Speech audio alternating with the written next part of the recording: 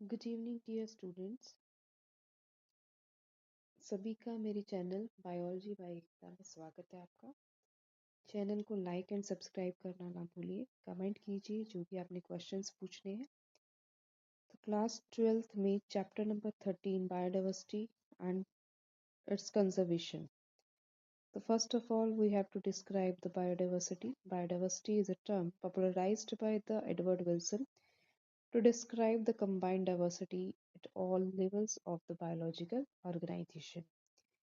Levels की अगर बात करें तो there are the three levels of biodiversity: genetic diversity, species diversity, ecological diversity. ठीक है, जेनेटिक डाइवर्सिटी नेम से ही पता चल रहा है, that is the species that showing the diversity at the genetic level is known as the genetic diversity. Species diversity यानी species level पे जो डाइवर्सिटी होती है that is called the species diversity. Ecological level पे जो diversity होती है that is called the ecological diversity.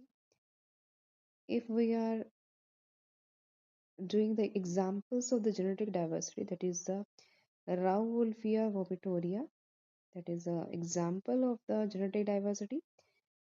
It consists of the active chemical that is rasparin. It has been growing in the different ranges of the Himalayas. Also the example of the 50,000 strains of the rice, and there are 1,000 varieties of the mango.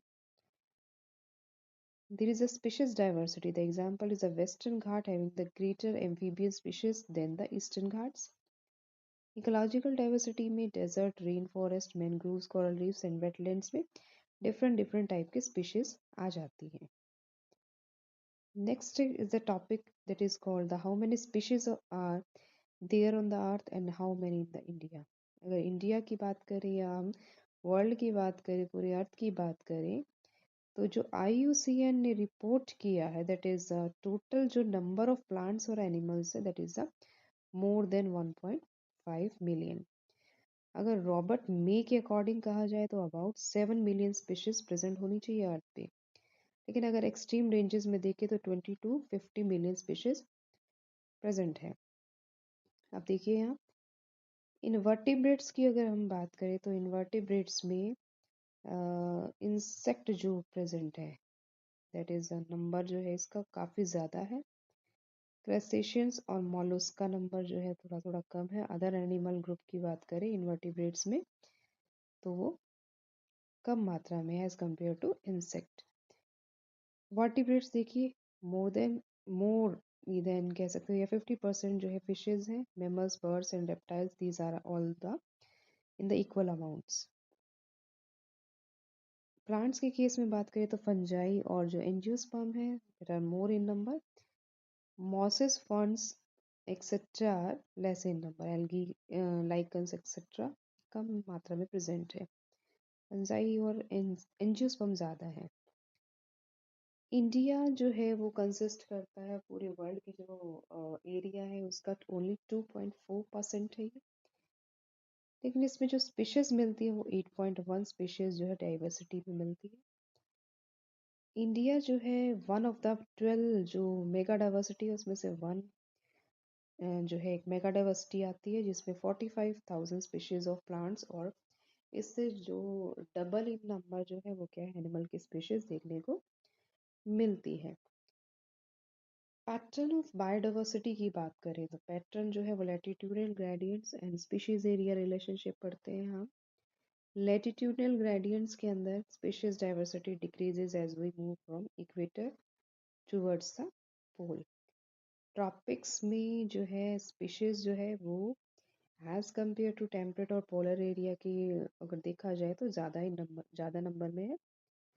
जैसे example आप देख सकते हैं, आप पढ़ सकते हैं Colombia, New York, Greenland India के अंदर। इंडिया में मोस्टली ट्रॉपिकल एरिया है। बर्ड स्पीशीज क्या है यहाँ पे बहुत ज़्यादा है। ठीक है, कोलंबिया में जैसे कि 1400 बर्ड की स्पीशीज है। 105 जो है न्यूयॉर्क में। ग्रीनलैंड में 56 बर्ड स्पीशीज प्रेजेंट है और इंडिया में 1200 बर्ड स्पीशीज जो है देखने को मिलती है। नेक्स्ट जो है लार्जली ट्रॉपिकल, अगर अमेजोन रेन फॉरेस्ट की बात करें साउथ अमेरिका में ग्रेटेस्ट बायोडाइवर्सिटी होती है ये अर्थ पे। अमेजोन जो फॉरेस्ट आप समझ सकते हैं 40,000 स्पीशीज प्लांट की प्रेजेंट है यहाँ। फिशेज भी बहुत ज़्यादा मात्रा में 3,000, बर्ड्स 1300 है। 427 मैमल की स्पीशीज, एम्फीबियन भी 427, 378 जो है रेप्टाइल्स, मोर देन 1 पॉइंट जो है 1,25,000 इनवर्टिब्रेट्स की स्पीशीज मिलती है। ठीक है, इसके बाद हम बात करते हैं कि डाइवर्सिटी ट्रॉपिक्स पे क्यों है ज़्यादा। एक तो देखा जाए तो जो टेम्परेचर की बात करें, like the temperate region subjected to the frequent glaciation in the past tropical latitude and remained undisturbed, having the evolutionary time for the species diversification. Constant seasonal tropical environments होते हैं यहाँ पर, इसलिए भी कहा जा सकता है। सोलर एनर्जी जो है टॉपिक पे जो कंट्रीब्यूटेड है वो क्या है, हायर प्रोडक्टिविटी और that contribute to the greater diversity. Solar energy आता है टॉपिक्स पे। स्पीशीज एरिया रिलेशनशिप की मैंने एक सेपरेट वीडियो बना रखी है, आप वहाँ पर इसको देख सकते हैं। अब बात करते हैं importance of species diversity to the ecosystem. देखिए स्पीशीज डाइवर्सिटी जो है वो क्यों इम्पोर्टेंट है इकोसिस्टम के लिए, that is a very important concept. एक तो आप कह सकते हैं यहाँ पर कि कम्युनिटी विद मोर स्पीशीज, ज़्यादा स्पीशीज होगी tend to be more stable than those of the less species. ठीक है, ज़्यादा स्पीशीज होगी, स्टेबिलिटी बढ़ी रहेगी, स्टेबल कम्युनिटी प्रोवाइड होगी। That एक stable community should not show too much variation in the productivity from years to year. तो एक स्पीशीज डाइवर्सिटी बहुत ज़रूरी है, इकोसिस्टम को एक बैलेंस करने के लिए भी काफ़ी इम्पोर्टेंट है। अब कुछ क्वेश्चंस आते हैं यहाँ पर जिसको मैं आप बता रही, लॉस ऑफ बायोडाइवर्सिटी। क्या कारण है कि लॉस ऑफ बायोडाइवर्सिटी है, बायोडाइवर्सिटी क्यों लॉस हो रही है, क्या कारण है। इसके अलावा loss of biodiversity that lead to, क्या होगा अगर बायोडाइवर्सिटी कम होगी तो लॉस हो जाएगी। तो एक तो decline in the plant production, plant production क्या हो रहा है, कम है। Lower resistant to the environmental perturbation like the drought, increased variability in the plant productivity, water use and pest and the disease cycles। Recent extinction की अगर हम बात करें तो डोडो है मॉरिशस में, क्वागा है अफ्रीका में, थाइलसीन है ऑस्ट्रेलिया में, और स्टीलर सी काऊ जो है रशिया में जो है एक्सटिंक्ट हो चुके हैं। कॉज क्या है बायोडाइवर्सिटी लॉस का, क्या कारण है। देखिए कारण की बात करें तो एक तो हैबिटेट लॉस एंड फ्रेगमेंटेशन, ये एक इम्पॉर्टेंट कॉज है, नंबर 1 पे आता है ये। हैबिटेट लॉस कर दिया है, फ्रेगमेंट्स कर दिए, बहुत सारे जो है लैंड एरिया जो है ख़त्म कर दिया है। ट्रॉपिकल रेन फॉरेस्ट जो था 14% था अर्थ पे, सिर्फ अब 6% रह गया, बल्कि अब तो और भी कम रह गया होगा। अमेजोन रेन फॉरेस्ट को भी क्या कर दिया, कट कर दिया, सोयाबीन कल्टीवेशन के लिए, बीफ कैटल के लिए, इन सब के लिए। तो हैबिटेट लॉस और फ्रेगमेंटेशन एक बहुत बड़ा कारण है लॉस ऑफ बायोडाइवर्सिटी का। ओवर एक्सप्लॉयटेशन है, ओवर एक्सप्लॉयटेशन में क्या है, जो काऊ थी 500 ईयर्स पहले ही, सी काऊ पैसेंजर पीजन मिलते थे, वो एक्सटिंक्ट हो गए। ओवर एक्सप्लॉयटेशन बहुत ज़्यादा, पीजन जाता था उसको तीर मार देते थे राजा महाराजा, ख़त्म हो गई वो सब। मेरीन फिशेस बहुत ज़्यादा हार्वेस्टेड की जाती है, ठीक है, खाई जाती है, हार्वेस्टेशन है, ओवर एक्सप्लॉयटेशन था। एलियन स्पीशीज का इन्वेजन था। एलियन स्पीशीज क्या है, जो कुछ ऐसे स्पीशीज जो हमारी अपनी स्पीशीज को क्या कर देती है, डिस्ट्रॉय कर देती है। जैसे एग्जांपल लेते हैं, Nile perch introduce into the Lake Victoria in the East Africa led to the extinction of the 200 species of the cichlid fishes. Nile perch ने बिल्कुल डिस्ट्रॉय कर दिया इस फिश को। Carrot grass, lantana, water hyacinth, ये सब invasive weed के अंदर आते हैं। इसने भी वीट की और बहुत सारी जो है अपनी जो स्पीशीज है उसको डिस्ट्रॉय किया है। African catfish Clarias gariepinus are threat to the indigenous catfishes, ये भी कारण है। कोएक्सटिंक्शन, कोएक्सटिंक्शन जो स्पीशीज दोनों एक साथ उग रही है, एक एक गायब हो रही है तो दूसरी ऑटोमेटिकली क्या हो जाएगी, गायब हो जाएगी। Seen in the obligatory association, when the host species become extinct, pesticide parasite भी क्या हो जाएंगे, खत्म हो जाएंगे। कोई वर्ल्ड प्लांट्स पॉलिनेटर म्यूचुअलिज्म वगैरह जो है, these are the example of the coextinctions.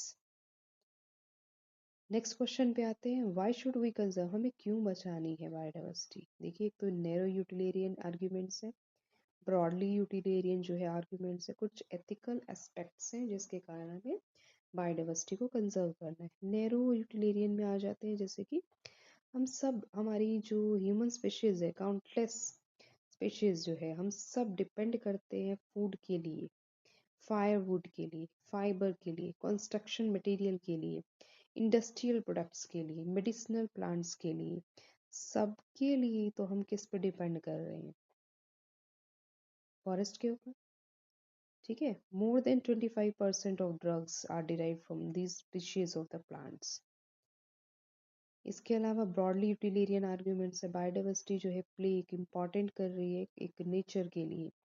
Amazon rain forest जो है approximately 20% of the total oxygen जो है, फोटोसिंथेसिस जो है वो यहीं से हो रहा है। पॉलिनेशन बाय बीज, बम्बल बीज, सब पॉलिनेशन के लिए किस पर डिपेंड करते हैं, फॉरेस्ट के ऊपर डिपेंड करते हैं।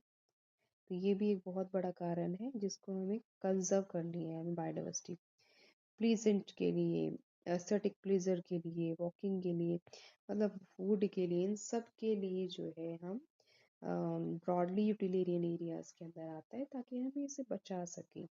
एथिकल आर्ग्यूमेंट्स, हमारे स्पिरिचुअल्स, हमारे फिलोसफिकल, ये सब जो आर्ग्यूमेंट्स हैं, ये हम सब की वैल्यूज जो है जो है बायोडाइवर्सिटी से जुड़ी हुई है, इसलिए हमें बायोडाइवर्सिटी को सेव करना है। हाउ कैन, हम कैसे बचा सकते हैं बायोडाइवर्सिटी को। देखिए, दो टाइप से बचा सकते हैं, इंसिटू और एक्सिटू। इंसिटू में तो क्या होगा, जहाँ पर प्रेजेंट है वहीं पर इसको कंजर्व कर लें, जैसे कि नेशनल पार्क। बायोडाइवर्सिटी के हॉटस्पॉट रीजन्स हैं, जैसे अपने इंडिया में तो है बहुत सारे हैं हॉटस्पॉट्स जो है मिलते हैं, 20+9 34 के करीब जो है हॉटस्पॉट प्रेजेंट है इंडिया में।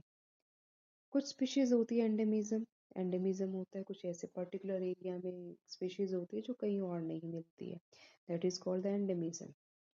ठीक है, तो हॉटस्पॉट्स वगैरह इन सब को हम प्रिवेंट कर सकते हैं, बचा सकते हैं। बायोस्फीयर रिजर्व 90 नेशनल पार्क है, 14 तो बायोस्फीयर रिजर्व है, 448 जो है वाइल्ड लाइफ सेंचुरीज हैं, स्केर्ड ग्रुप ऑफ खासी इंजियंतिया, हिल्स ऑफ मेघालय, सबको हम बचा के क्या कर सकते हैं, कंजर्व कर सकते हैं बायोडाइवर्सिटी को। एक्सिटू कंजर्वेशन है, जैसे कि जू, zoological park, botanical garden, wild life safari park, ये सब जो है इसका पर्पज है। Many animals have become extinct in the world but maintain in the zoological park, cryo preservation करके। और इसके अलावा प्लांट को जो है हम कल्चर मेथड्स के द्वारा हम क्या कर सकते हैं, बचा सकते हैं। एक्सिटू कंजर्वेशन में ये चीज़ें आती हैं। तो ये हमारा फुल चैप्टर है बायोडाइवर्सिटी का, मैंने आपको नोट्स के माध्यम से पूरा जो है ये चैप्टर करा दिया है। इसको बार बार वीडियो को देखिए, बार बार नोट्स जो भी है इम्पोर्टेंट इसमें से नोट कर लीजिए। तो ये क्वेश्चन इम्पोर्टेंट है, ये बहुत बार पेपर में पूछे जाते हैं। Thank you for so much.